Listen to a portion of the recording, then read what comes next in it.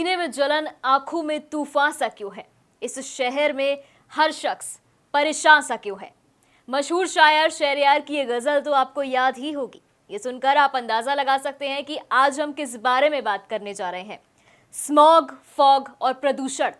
देश की राजधानी दिल्ली में एक बार फिर से मास्क लगाने की नौबत आ गई है, लेकिन इस बार कोई नई बीमारी ने दस्तक नहीं दी है, बल्कि इस बार भी हर साल की तरह एक बार फिर से दिल्ली एनसीआर की हवा बेहद जहरीली हो गई है, जो अपने साथ ही कई बीमारियां लेकर आई है।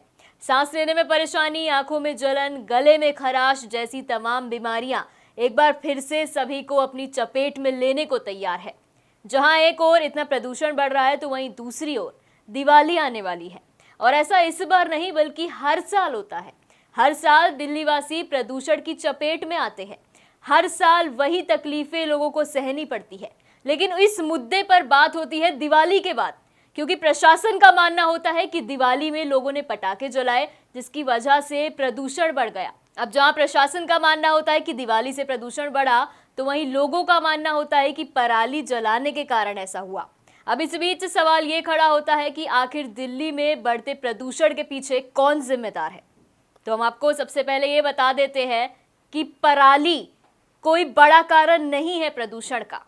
पराली की वजह से कभी प्रदूषण बढ़ ही नहीं सकता। पराली से 10% प्रदूषण होता है, तो वहीं 75% प्रदूषण धूल, निर्माण कार्य और गाड़ियों के धुएं से होता है। वहीं अब अगर बात करें कि दिल्ली एनसीआर में कैसे प्रदूषण फैलता है, तो आपको बता देते हैं कि 51% प्रदूषण वाहनों से होता है, 13% घरेलू, 12% उद्योग, 7% कंस्ट्रक्शन और 4% धूल मिट्टी से। और यही वजह है कि देश की राजधानी दिल्ली में हवा लगातार जहरीली होती जा रही है। लोगों को सांस लेने में समस्या हो रही है। दिवाली से पहले ही AQI 500 के पार जा पहुंचा है। हवा की गति कम होने की वजह से वायु प्रदूषण में बढ़ोतरी देखने को मिल रही है। बढ़ते प्रदूषण को देखते हुए दिल्ली सरकार ने 2 दिनों तक स्कूलों को बंद करने का आदेश जारी किया। इस बीच दिल्ली में ग्रैब का तीसरा चरण भी लागू हो गया है। दिल्ली सरकार के साथ साथ दिल्ली नगर निगम के सभी प्राइमरी स्कूल भी 2 दिन बंद रहेंगे। दिल्ली के अलावा नोएडा और ग्रेटर नोएडा में भी हवा बेहद खराब कैटेगरी में दर्ज की गई है। सबसे ज्यादा भयावह स्थिति नोएडा की है। दरअसल नोएडा में पॉल्यूशन ने परेशान कर रखा है। लोगों को अब ठीक से धूप भी नसीब नहीं हो रही है। सुबह से शाम तक धुंध की चादर है। ऐसे में ग्रैब 3 लागू होने के साथ साथ सभी गैर आवश्यक निर्माण और तोड़फोड़ के कार्यों पर रोक लग गई है। इसके अलावा दिल्ली, गुरुग्राम, फरीदाबाद, गाजियाबाद और गौतम बुद्ध नगर में पेट्रोल से चलने वाले BS3 इंजन और डीजल से चलने वाले BS4 चार पहिया वाहनों के इस्तेमाल पर रोक लग गई है। दिल्ली के 300 किलोमीटर के अंदर प्रदूषण फैलाने वाली इंडस्ट्रियल यूनिट और थर्मल पावर प्लांट पर नजर रखी जाएगी। आइए आपको ग्राफिक्स के जरिए बता देते हैं कि ग्रैब 3 लागू होने से क्या कुछ बंदिशें लग गई हैं। दिल्ली एनसीआर में निजी निर्माण पर रोक होगी। दिवाली से पहले रंगाई पुताई नहीं करा सकेंगे। ड्रिलिंग का काम भी नहीं करवा सकेंगे। हॉट मिक्स प्लांट, ईंट के भट्टे और स्टोन क्रशर चलाने पर रोक होगी।